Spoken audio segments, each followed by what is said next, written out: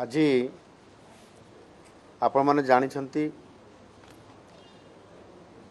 सकाळे 10:30 बेले जो आमर बात्या मंथा लैंडफॉल करिवार जो प्रक्रियाकरण आज हबार जो कार्यक्रम जो लैंडफॉल हबार जो समय धार्य होता से आधार रे बिफोर टाइम रु 10:30 बेले आमे लोकसभा भवन रे समीक्षा आरंभ करिथिलु एवं सही अनुसार यह पूर्वर 3 दिन धरिक जो प्रस्तुति बैठक होता ताकू आधार करी शेष पर्याय रे मो लेवल रे आमे समीक्षा करिथिलु। से बैठक रे मध्य राजस्व मंत्री तथा ओडिशा विपर्यय परिचालना मंत्री माननीय सुरेश पुजारी उपस्थित थिले, एसआरसी मध्य उपस्थित थिले, अन्य समस्त विभाग अधिकारी माने मध्य उपस्थित थिले एवं समस्त प्रकार पदक्षेप नेबा पई 8टी जिलार जिलापाल एवं आरडीसी माने मध्य उपस्थित थिले एवं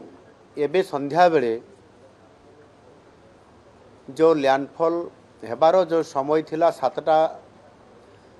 संध्या बेले थिला अर्थात 7टा बेले मध्य समय अनुसार लैंडफॉल से बात्या मंथा करिछि एवं जो काकीनडा जो अंचल अच्छी आंध्र प्रदेश सेठी करिवार जो प्रक्रियाकरण ताठरा टिके सेपट को अर्थात आपंकर अमलापुरम पाखरे यह लैंडफॉल करिछि एवं वर्तमान प्राय 3 घंटार अधिक समय हेलानी ये प्रक्रियाकरण जारी रही जहाँ खबर अच्छी आहरी 2 घंटा पर्यंत ये प्रक्रियाकरण चलिबो एवं पवनर बेग मध्य 90 ରୁ 100 किलोमीटर ये पाखापाखि अच्छी बोली ही जहाँ रिपोर्ट आसुछि एवं ये समस्त कथा को ग्राउंड लेवल रे कौन स्थिति अच्छी आम ओडिशा रे जो 8टी जिला जो थिरे प्रभावित जिला हिसाब रे आकलन करा जायथला तार सरजमीन स्थिति कौन अच्छी बोली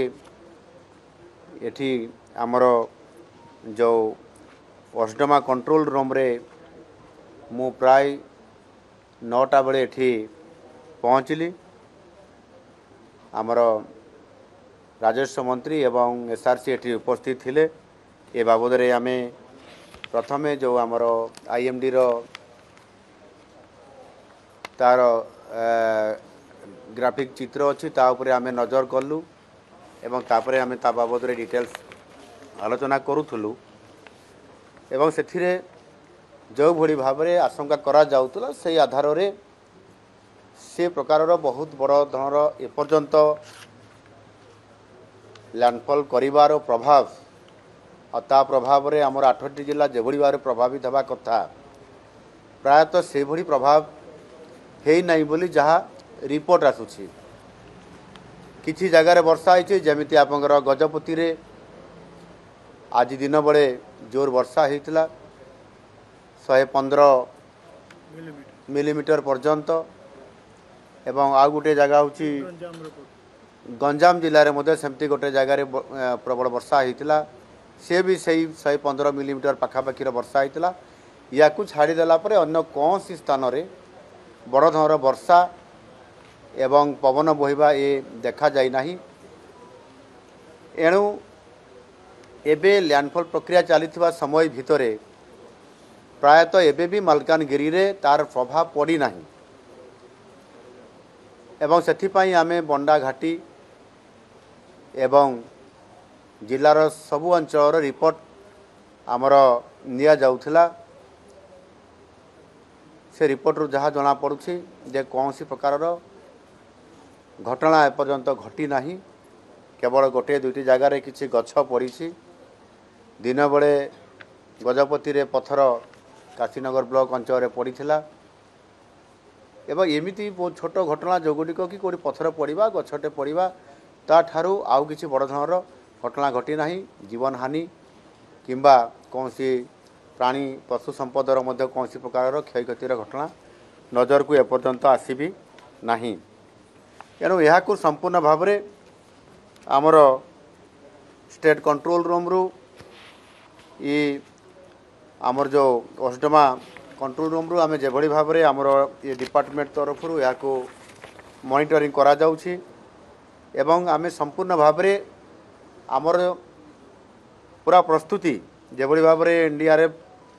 ओडीआरएफ अग्निसेवा एवं पुलिस को नियोजित आम कर सारी आश्रयस्थल खाद्य पानी एवं आमर औषध व्यवस्था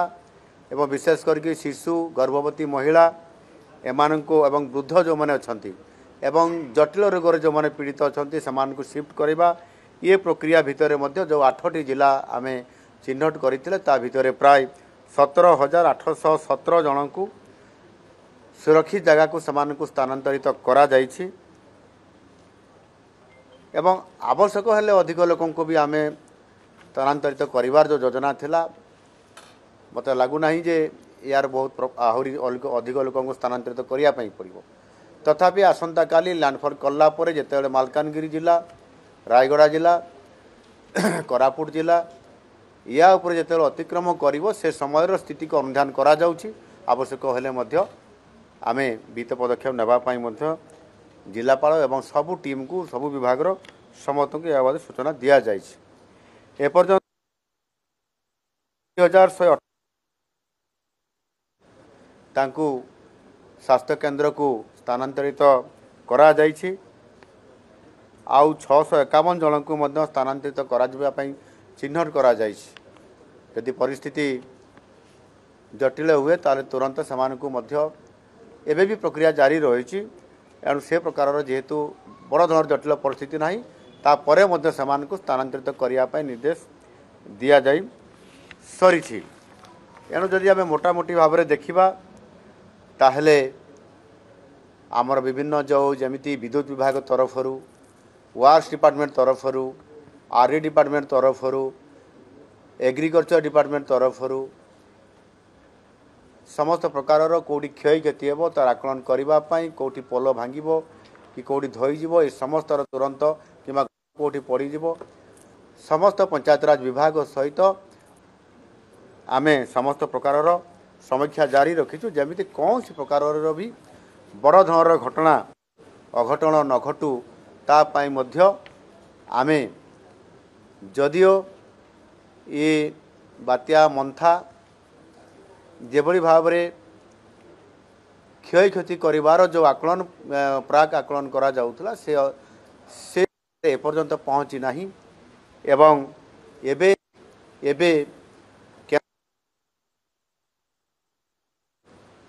एवं कौन परिस्थिति अच्छी बोली से समीक्षा करुले मते पचारुले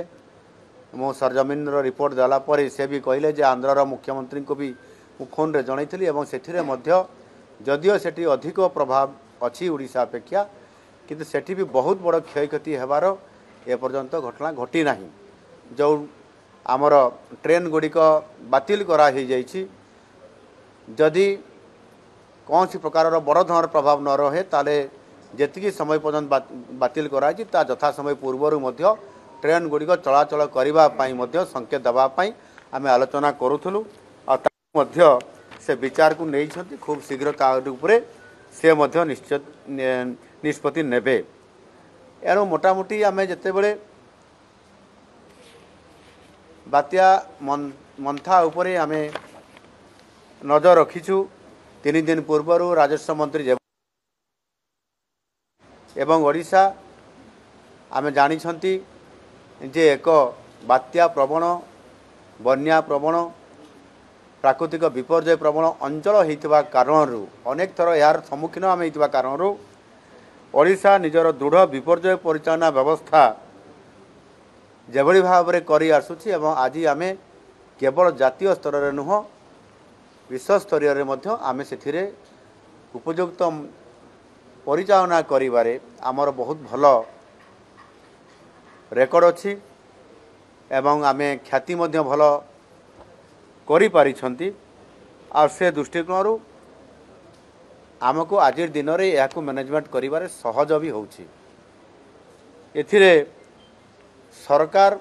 संपूर्ण भाव में सचेतन रही ए कार्यक्रम को मैनेजमेंट करुछंती प्रतिकार करुछंती जहाँ आमर सबुठारु बड़ स्पष्ट लक्ष्य होउची शून्य मृताहत यह को आमे बहुत प्रकार राति रे 12टा गोटे बेले 2टा बेले 3टा बेले 4टा बेले मध्य आमे आमर विभागीय टीम को आमे सतर्क करे रखीचु जेबोली भाबरे कौन सी प्रकार ये प्रकार परिस्थिति मुकाबला करिबारे कौन सी प्रकार आमे असफल हबु नाही एनु आज एठी आसीबा अष्टमारे एवं संपूर्ण भाव में आमे यहाँ ऊपर नजर रखीचु मु आशा करुच्ची निश्चित भाव में प्रभु जगन्नाथ आशीर्वाद रे आमे समस्ते सुरक्षित अछंती एवं आगामी जो आहुरी गोटे दिन 29 तारीख 30 तारीख पर्यंत जो समय अवधि अच्छी ता भितर मध्य आमे कड़ा नजर रे रखीचु एवं आम सबू टीम से भाव में सजाग होकर सतर्क प्रहरी हिसाब से सामने रोचंती कौन सी प्रकार छोट धरणर घटना को मध्य आम एड़ाई देवाई अर्थात तार मुकाबला करने संपूर्ण भाव में सरकार प्रस्तुत अच्छा गत वर्ष दाना ओडिशा को आसीथिला ओडिशा रे लैंडफॉल होता ताहार अनुभूति भी आम पाखरे आज भी अच्छी एवं स्पष्ट भाव में आम सब कथा को आमर माने मने पड़ी जाउछि ठीक ताहा को देखिक आम समस्त प्रकार व्यवस्था को आहरी व्यापक भाव में करिछु।